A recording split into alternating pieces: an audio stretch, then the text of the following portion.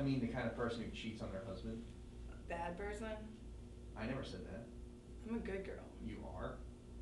I am, and it's none of your fucking business anyway. It's weird how secretive you are about some things. You strike me as a more open person. Deal with it. Why are you so secretive about the simplest things? You told me how long you've been cheating on your husband. I just want to know how long you've been like that altogether. Why exactly do you want to know why I've been like this? I told you that thinking I would never see you again. If I knew you didn't know how to take a hint, I would have just left before you woke up.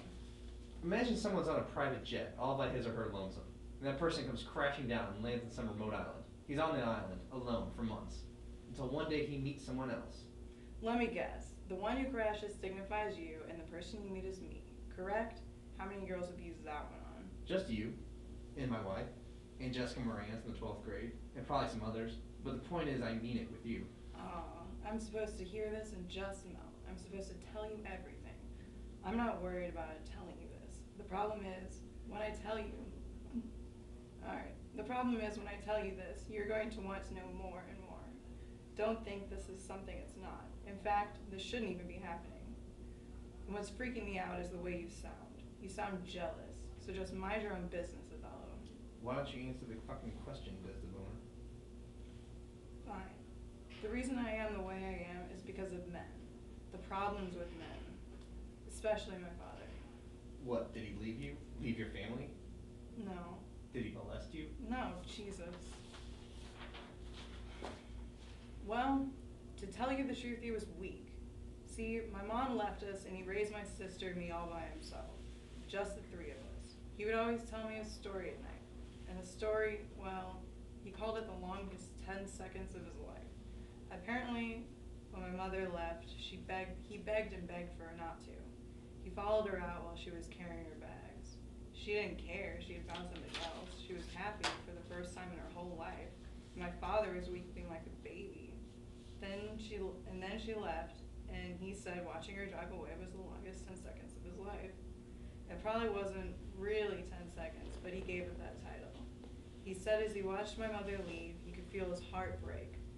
Not break like it's broken after you got stood up for prom, but physically, painfully break. He screamed as she drove away. How pathetic was that? He was on his hands and knees screaming as she drove away. I used to hear him cry himself to sleep. I'm sorry, it was pathetic. My male figure in life was a pathetic ball of emotions.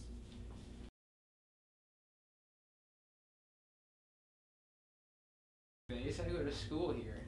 I know, that's my point. Weren't you in school, in the classroom? I don't need school. Who needs school? Johnny, how are you going to go to college without a sound high school education? What's the point of college? Johnny, college is a crash course in the real world. You learn plenty of useful academic information. Plus, you live in an environment where it's important to prioritize your actions. Baby, you are ruining my mood with all this bookworm talk. Johnny, I'm talking about your future. My future is you. Oh, Johnny, you're my man. I want to do more, Nancy. You know, in bed. But Johnny, I thought I satisfied you already. You do, but I want more because I love you. But Johnny, we can't have sex until we're married. Those are God's rules. No, not sex. I'm not saying that I don't appreciate your rough hand jobs, but I think it's time for the next level. I have an idea. You like giving me hand jobs, right? Yes. Well, how about this? Why don't you give me a hand job with your mouth? Johnny. It's okay. It's basically the same thing. We won't have sex. It'll be the same thing as what we've been doing, but it will be different. You don't think I don't mind that, do you? No, I guess not. Pussy. Ow, asshole. Why'd you hit me? Because you're just showing your true colors, cuddling with a girl like that in public. Be a man. Oh, I'll show you a man. They're like cavemen with nice cars. Hey, skank, you want next? Hey, up yours with the twirling lawnmower. Baby, I just want to put my tongue in you. Why don't you go find a wall socket and stick your tongue in it? That'll give you a charge. Stop fighting. Hey, I have a plan for tonight. I got this flyer in my car this morning. Apparently there's a party at the abandoned Turner's house at the end of Crystal Road. Hey, I thought that place was haunted. That's the point. A party in a haunted house. I get the same flyer. Me too. Me also. This must be a big party. Let's do it.